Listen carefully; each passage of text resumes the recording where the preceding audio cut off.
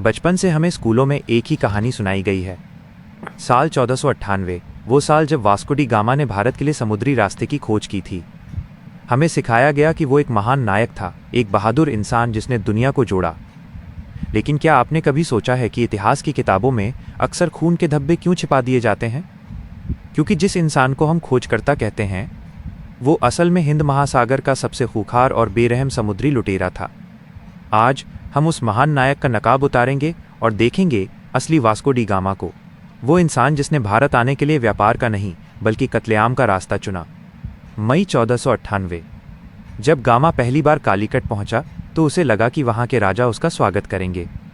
लेकिन वो राजा जमोरिन के लिए जो तोहफे लाया था वो बेहद मामूली थे। घटिया टोपियां, चीनी, तेल और कुछ बर्तन। कालीकट के अधिकारी उसे देखकर हंस पड़े। वे सदियों से सोने और रेशम का व्यापार कर रहे थे, उनके लिए गामा का सामान कचरा था। बस यही वो पल था जब गामा का अहंकार टूट गया। वो व्यापार में हार चुका था, इसलिए उसने तय किया कि अब वो आतंक का सहारा लेगा। 4 साल बाद 1502 में गामा वापस आया, लेकिन इस बार उसके साथ तोहफे नहीं बल्कि 20 जंगी जहाज और मौत का सामान था। समंदर के बीच उसने मीरी नाम के एक जहाज को रोका, जिसमें मक्का से लौट रहे 400 मासूम तीर्थयात्री थे, जिनमें औरतें और बच्चे भी शामिल थे। गामा ने पहले उनका सारा कीमती सामान लूटा और फिर जो किया वो रूह कंपा देने वाला था।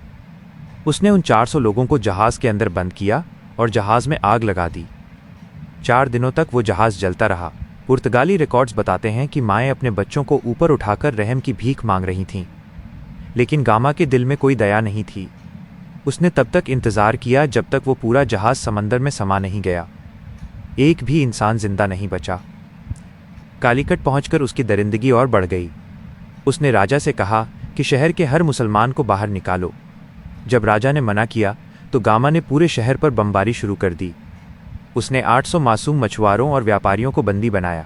उसने उन्हें मारा नहीं, बल्कि उनके हाथ, कान और नाक काट दिए। उसने उनके पैर आपस में बांध दिए ताकि वे खुद की मदद न कर सकें, और फिर उन कटे हुए अंगों को एक नाव में भरकर राजा के पास भेजा और संदेश दिया, जाओ इनसे अपने लिए करी बना लो। यूरोप के लिए वास्को डी गामा आज भी एक हीरो है, क्योंकि उसने उन्हें अमीर बनाया। लेकिन भारत के लिए वो 450 सालों की गुलामी और दर्द की शुरुआत था। सवाल यह है कि हमें ये सच क्यों नहीं पढ़ाया जाता? शायद इसलिए क्योंकि एक खोज का जश्न मनाना आसान है, लेकिन एक नरसंहार का सामना करना बहुत मुश्किल। तो अगली बार जब आप उसका नाम सुने तो याद रखिएगा, वो सितारों का पीछा करने वाला नाविक नहीं बल्कि खून और सोने का भूखा एक लुटेरा था। इतिहास में ऐसे कई काले सच दबे हुए हैं। आप अगला वीडियो किस टॉपिक पर देखना चाहते हैं? कमेंट्स में ज़रूर बताएं।